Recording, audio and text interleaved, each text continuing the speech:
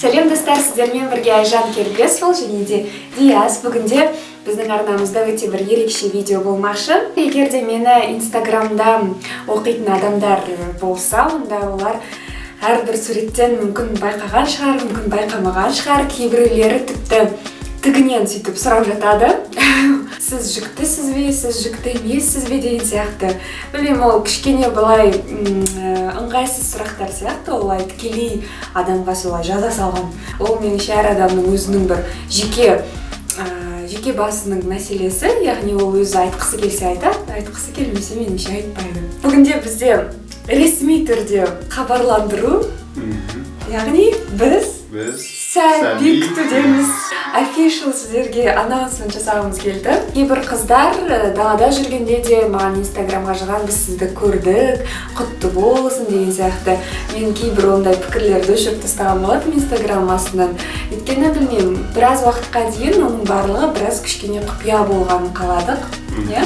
Бірақ қазір енді ондай сұрақтардың өте көптігіне байланысты және де суреттерде олай сен ішіңді қазірде жасыра алмайтыныңа байланысты меніңше неге айтпасқа. Келешекте осы жүктілікке байланысты влогтар түсіріп, сіздерге бір пайдалы кеңестер мүмкін айтуға болатын шығар. Сол себепті осындай біз видео жасап отырмыз. Ал бұл влогта біз қалай білгеніміз туралы, не сезінгеніміз туралы айтып беретін боламыз. Біз қашан білдік? Біз Нью-Йоркта жүрген кезде. Осы жылы біз қыста, яғни Нью-Йоркта болдық. Сол кезде жаңа жылға қарай, менің туған күнімде біз білдік. 30 желтоқсан білдік қой. Басында енді кішкене сенімсіз болдық, бірақ ең сенімді түрде жауапты біз сол 30 желтоқсан күні алғанбыз, яғни менің туған күнімде. Кейбіреулер сұрап жатады, сіз мысалға жолдасыңызға қалай айттыңыз деп. Біз меніңше бірге білдік. Сол үшін ондай ешқандай сюрприз болған жоқ сияқты. Дәл саған. Жасырып, қысылатындай ондай ештеңке жоқ. Ол жерде отбасы болғаннан кейін, ол жерде ортақ сәбилердің болғаннан кейін. Біз оны күттік, өйткені ол нәрсе сәбиіміздің болғандығын қатты қаладық. Ол бір жоспарсыз болып қалған біз үшін бір сюрприз нәрсе болған жоқ. Жоспарлы түрде. Барлық нәрсені тиянақты ақылменен шешіп, бірге қабылдап, бірге күтіп, бірге қуанып, сондай бір кезең болды. Нью-Йоркта болғанда менің негізгі басты мақсатым болғандай, арманым шығар бір жағынан өзімнің модельдік жұмысын жалғастыру болған. Бірақ маған сондай бір белгілер болды. Сол жаңа жылға қарсы мен сол кастингтерге барғанда олардың көпшілігі модельдік агенттіктер біз жаңа жылдық мерекеге біз жабықпыз қазір, сосын келіңіздер деген сияқты бірнеше рет сондай менің алдымнан жабық есіктер енді кездесе бастады. Сосын мен ойландым, ол кезде мен әлі білмегенмін, бірақ ол кездің өзінде мен ішінде кішкене өмір бар екенін мен әлі білмеген болатын.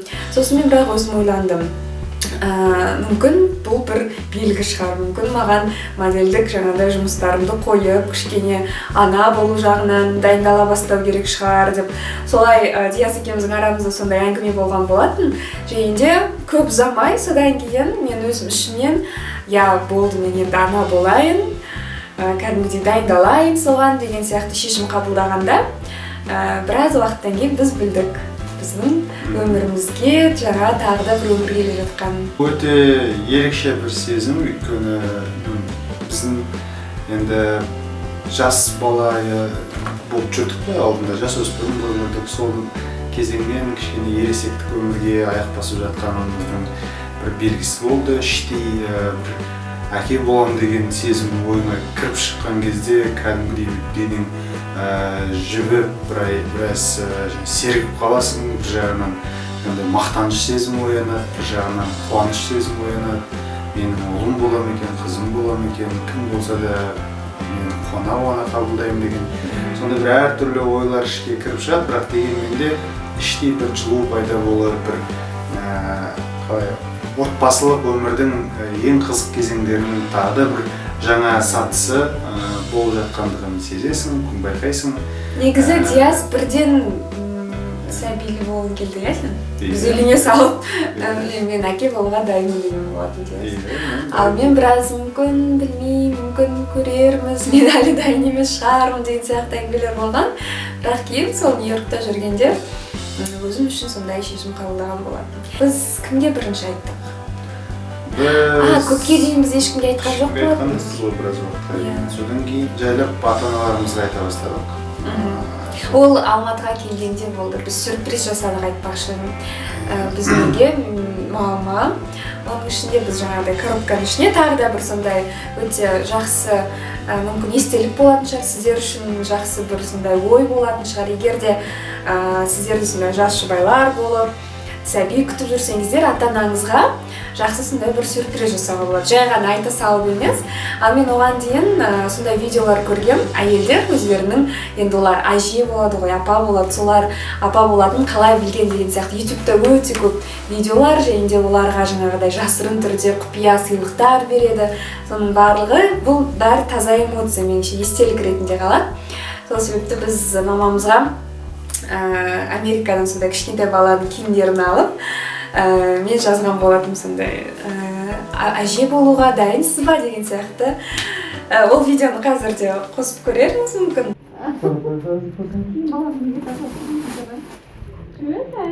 Алдынан ашмам.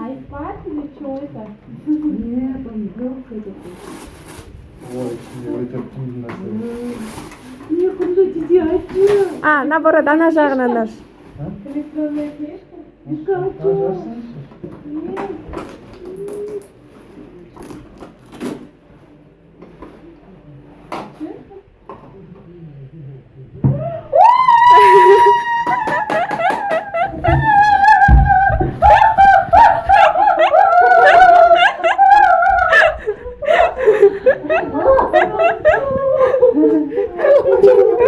Мамамыздың сондай шынайы эмоциясы меніңше ол өмірде бір-ақ рет болатын нәрселер. Сол себепті егер де сіздерде сондай жағдай болса, міндетті түрде көріңіздер. Сондай өздеріңіздің ата-аналарыңызға сондай сюрприз жасап көріңіздер. Жүктілігін білгеннен кейін бірден токсикоз анау деген бірден болған жоқ. Уақыт өте келе кәдімгідей байқалды. Қызық сезімдер пайда бола бастады. Бұл біздің бірінші жаңағыдай ата-ана болу жолындағы бірінші тәжірибеміз болғаннан кейін нәрселерді оқып, ізденіп, көріп, сөйтіп біліп тәжірибе жинағандығымыз болды. Оны жасырмаймыз. Өйткені онсыз сен ауадан біле алмайсың. Оның үстіне ата-аналардан бөлек сыртта жүрміз. Оның үстіне айтқан жоқпыз ешкімге, ешкімнен сұрай да алмайсың. Өзің оқып, көріп, сосын қандай да бір жағдай болмасын, біз енді білуге, соған алдын ала дайын болуға тырыстық. Бірінші, екінші айлар біз тек қана Диас екеуміз ғана біліп жүрген шығармыз. Және де таңертең тұрғанда өте жаман сондай. Бірақ мен қатты болды деп айта алмаймын. Токсикоздың енді қазақшасын сондай болды. Токсикоз шығар енді. Оқиғалар естіп жатамыз, қатты тамақ іше салып, оны шығарып жіберіп, сондай жаман болады деп. Менде бірақ енді ондай болған жоқ, бірақ кейбір иістерге, оның үстінде Америкада жүргенде неше түрлі иістерді сезесің. Бізге енді жақын емес, мысалы далаға шыққанның өзінде бір кәрістің немесе Қытайдың мейрамханасының қасынан өтіп бара жатсаң, соның иісі немесе бір білмеймін фастфудтың иісі, соның барлығына кәдімгідей сен белгі бересің, сенің ағзаң. Бір қызығы, соңына қарай біз Қазақстанға қайтар кезге қарай мен өте қатты қазақтың кәдімгі біздің етті жегім келді. Кәдімгі бешбармақ болсын, басқасы болсын, білмеймін. Бәрібірде Американың еттері басқаша олар, басқаша қурат. Етті қатты сол кезде мен аңсағам. Ал бір қызығы оған дейін мен өзімше ет болып жемеймін. Біразға дейін біз ошақта жүргенше өзімше вегетарианец боламыз деп мен бір постта жазған болатын. Бірақ соңында сол етті мен аңсап қалдым кәдімгідей. Тіпті шыдамай Диасқа кеттік гамбургер жейміз деп, сол гамбургердің ішіндегі еттің өзін аңсап, одан кейін Алматыға келгенде кәдімгідей бір жай таптым. Мамам айтқаннан кейін мамам бешбармақ та жасады, манты да жасады, пельмен де қолдан түйіп, кәдімгі қазақтың етін өте қатты аңсадым. Бірақ ол бірінші айларды. Қазірде ондай бір нәрсе қатты жегім келіп тұр деген нәрселер меніңше болмайды. Сенің қиналғаның ба мен? Жеміс-жидектер мәселесіне келген кезде ғана болмаса, ол енді постоянно бізде константа дейді ғой. тоқтамай келіп. Ал ең алғашқы УЗИ сенің есіңде ме? Қыста болды ғой. Иә. Ең алғашқы болғанда, ең алғашқысында біз жай ғана Америкадан келе салып, біз ата-анамызға айтпастан бұрын дұрыстап УЗИге түсіп біліп алайық дедік. Барған кезде 7-8 аптада жасаттық. Біз өзіміз барып, ол кезде біз ешқандай да учет, ешқандай да дәрігерге тұрмағанбыз, өзіміз барып қаралдық. Сол кезде бізге айтты, бәрі жақсы. Маған ең ұнағаны ол бірінші біздің скрининг жасағанымыз. Қазақстанда жүкті әйелдер, олар 12-ші аптада міндетті түрде учетқа тұрады. Одан кейін оларды бірінші скринингке жібереді. Скрининг деген ол да УЗИ. Және де 12-ші аптада бір қызығы бізге бірден баланың жынысын айтты. Көбісі соған яғни таңғалып жатады, қалай 12-ші аптада негізі ол білінбейді ғой деп. Білмеймін, біз мүмкін өте жақсы бір УЗИге барған шығармыз. Бізге кәдімгі сенімді түрде, сіздерде ұл болады деді. Өзіміз өте қатты қуанып қалдық, Диас өте қатты қуанды. Бірақ мен бәрібір де айттым. Мені мысалға мамам маған жүкті болған кезде, маған 2 рет УЗИға барғанда да ұл болады деген менің мамама. Бірақ соңында қыз болып шықты. Мен соны Диасқа айтып, мүмкін қатты сенбей қояйық, енді 12-ші аптада кім оны сенімді түрде айтады. Мүмкін қыз болып қалатын шығар деп. Екеуміз солай жүрдік та, бірақ 2-ші УЗИға барғанда да тағы да бізге ұл болады деді. Сол себепті ұл болады деп ойлаймыз, енді қыз бақамаса. Кез келген әке қалайды деп ойлаймын өзім. Бірінші сәбиім ұл болғандығын қатты қалаймын. Достарыма әзілдеп те айтамын, мен балам туылған соң сенің баламен күрестіремін деп. Тәжірибемде мен мысалға өзімнің сіңлілерім болсын, көбінесе қыздарға қараған болатын. Ұлдар кішкене біздің, білмеймін, азырақ болды. Бірақ сол себепті маған қызық, ол қандай болады екен. Мен білмеймін неге екенін, ішімнен мен қыз болады деп өзім ойладым. Бірақ одан кейін түс көрдім ол болатын туралы. Ол түстер деген мүлде бөлек тақырып, өйткені жүктілік кезінде кәдімгідей сен қызық-қызық түстер көре бастайсың. Арнайы бөлек влог жасап. Сенің түстерің туралы.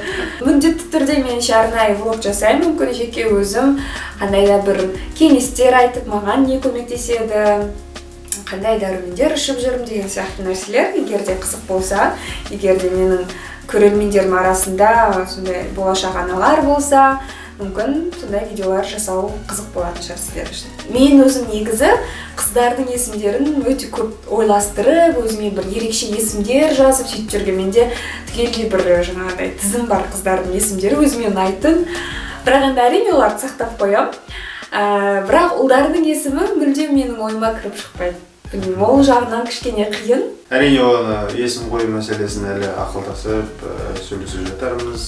Оғына үлкендердің де батасын алған жақсы. Бірақ келешекте Алла қаласа алдымен аман-есен баламыз туылсын, сосын барып қалған мәселелерді жасай жатармыз. Есімде енді өзіміздің ойымызда бірнеше есімдер бар. Ол нәрсені өзіміздің жеке құпиямыз ретінде әзірге ұстай тұрамыз. Қандай түйін жасауға болады осы видеода? Жүктілік кезінде меніңше ер адамда, әйел адамда іштей дайындалу керек. Әсіресе әйел адам, мысалы, өйткені бізде кейбір мысалы қиындықтар да болды. Бірақ бәрібірде егер де сен өзің ішінен дайын болсаң, мен бұл нәрсені, бұл жағдайды қабылдаймын деп жақсылап ішіңе қабылдап, ана болуды қабылдасаң, онда меніңше бәрі жақсы болады. Осы видео арқылы сіздерге өзіміздің жаңалығымызбен бөліскіміз келді. Меніңше егер де өзге адамдарға оның пайдасы тисе, неге айтпасқа? Меніңше қазақша ондай нәрсе жоқ. Қазақша ондай видеолар меніңше аздау. Сол себепті, егер де сұрақтарыңыз болса, жүктілікке байланысты міндетті түрде осы видеоның астына қойыңыздар. Сіздермен болған Айжан және Диас. Келесі видеоларда кездескенше. Сау болыңыздар.